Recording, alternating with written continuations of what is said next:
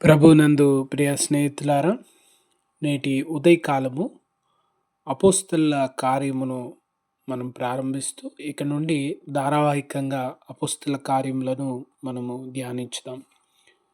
నేటి కొరకైన ధ్యాన వచనము అపోస్తల కార్యం 1 అధ్యాయం 4వ వచనంలో, తండ్రి మీకు వాగ్దానం చేసినటువంటి దాని కొరకు ఎదురు చూడండి అని ప్రభువు తెలియజేసినటువంటి మాటను ధ్యానం చేసుకుందాం, ప్రార్థించుకుందాం. కృపగల ప్రభా, దయగల తండ్రి, నేటి ఉదయకాలము వాక్యం ద్వారా మాట్లాడుతూ వాళ్ళు ప్రతి ఒక్కరిని దర్శించమని మా ప్రభు రక్షకుడైన యేసు ప్రభుల వారి నామంలో అడిగి వేడుకుంటున్నాం తండ్రి, ఆమెన్. ప్రియ స్నేహితులారా, ఈ ఉదయకాలము అపోస్తలుల కార్యంలోని 1 అధ్యాయంను మనం ప్రారంభించుకుంటున్నాం. అపోస్తలుల కార్యములు అనేటువంటి మాట అపోస్తలు జరిగించినటువంటి సేవా కార్యక్రమం. కొత్త నిబంధనలో మొదటి 4 సువార్తలు యేసు ప్రభుల వారి గురించి చెప్తే, అపోస్తలుల కార్యములు క్రైస్తవ సంఘ చరిత్రను మనకు తెలియజేస్తుంది. చరిత్ర 2 విధాలుగా ఆలోచన చేస్తాం. మొదటిది, క్రమంగా జరిగినటువంటి కొన్ని ప్రాముఖ్యమైన సంఘటనలను క్రమబద్ధంగా డేట్ ప్రకారం రాస్తూ వస్తారు.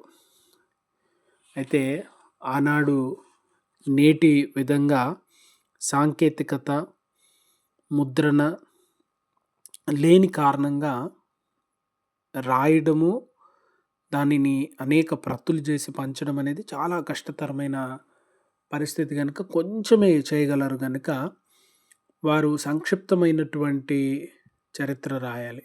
రెండవది, ఈ చరిత్ర రాయడము విశ్వాస జీవితానికి ఏది అవసరము, ఏది బలపరచాలి అనే ఉద్దేశంతో రాస్తూ ఉన్నారు.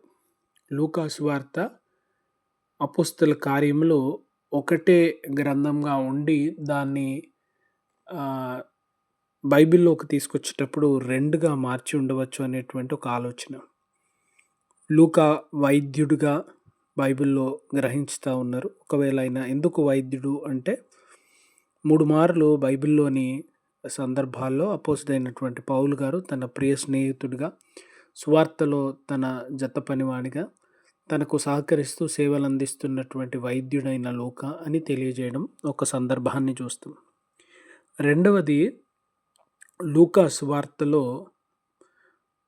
వ్యాధులతో, రోగములతో బాధపడుతున్న వారి ఖచ్చితమైనటువంటి వివరణ, ఒకవేళ వైద్య పరిభాషలో ఎటువంటి పదాలు వాడతారో, మెడికల్ టర్మినాలజీ, అటువంటి సరైనటువంటి పదాలు వాడిన వ్యక్తిగా లూకా గారిని చూస్తాం.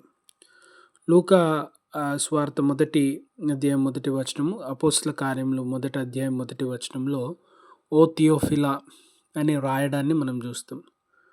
థియోఫిలస్ అనేటువంటి మాట గ్రీక్లో, థియోస్ అంటే దేవుడు, ఫిలోస్ అంటే లవ్, స్నేహం, అంటే దేవునికి ప్రియుడైన వాడు, దేవునికి స్నేహితుడైనటువంటి వాడు అనేటువంటి అర్థాలు వస్తాయి. ఒకవేళ అది పెన్ నేమ్ అని కూడా అనుకుంటారు రచయితలు, వారికి కళానికి ఒక పేరు పెట్టుకొని రాయొచ్చు, ఆ విధంగా ఒక ఆలోచన. రెండవది, లేదా రోమా ప్రభుత్వంలో ప్రాముఖ్యమైనటువంటి వ్యక్తులకు క్రైస్తవ్యాన్ని వివరించడానికి రాసి ఉండవచ్చు అని ఈ ఆలోచనలు. అయితే నేటి ఉదయకాలం అపోస్తల కార్యంలో 4వ వచనంలో యేసు ప్రభుల వారు తన శిష్యులతో పలికిన మాట, మీరు యెరూషలేము నుండి వెళ్ళక నా వలన వినిన తండ్రి యొక్క వాగ్దానం కొరకు కనిపెట్టుడి. తండ్రి యొక్క వాగ్దానం కొరకు కనిపెట్టాలి. క్రైస్తవ విశ్వాస ప్రయాణంలో దేవుడు వాగ్దానం చేసిన వాటి కొరకు కనిపెట్టాలి. మనం అనుకోగానే, కోరుకోగానే అవి రావట్లేవు, లేదా ప్రభు చెప్పిన వెంటనే కూడా ఒక్కొక్క సందర్భంలో జరగట్లేవు. కానీ తండ్రి వాటిని అనుగ్రహించేటువంటి కాలం, వాటిని దయచేయు కాలం, వాటిని మన జీవితంలోకి తీసుకొచ్చే ఒక సమయం కొరకు ఎదురు చూడాలి. విశ్వాస జీవితంలో దేవుని నమ్మి శ్రమలైనా, కష్టమైన, వేదనైనా ఆయన మనల్ని బలపరుస్తారు, ఆయన మనకు సహాయం చేస్తారని విశ్వాసముతో కనిపెట్టాలి.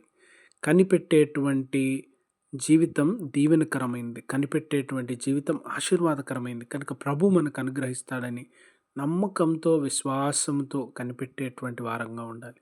ఎదురు చూడడం విశ్వాసుల యొక్క లక్షణం. నమ్మిన వారు ఎదురు చూస్తారు. నమ్మిన వారు దాని కొరకు చూస్తా ఉంటారు. నమ్మని వారిలో ఇబ్బంది, అలజడి ఉంటది. కానీ నమ్మిన వారు అలా ఉండరు. ఆది అపోస్తలు కూడా వారి గొప్ప పరిచర్య కొరకు, ఆత్మ సహాయం కొరకు ఆధారపడి ఆత్మ సహాయముతో ప్రారంభించినారు. పరిశుద్ధాత్మ కార్యములు ఈ గ్రంథంలో చూస్తాం. పరిశుద్ధాత్మ శక్తిని చూస్తాం. కనుక ప్రియమైన వారలారా, దేవునిపై ఆధారపడి ఎదురు చూసే కృప దేవుడు దయచేయును గాక. ఆమెన్.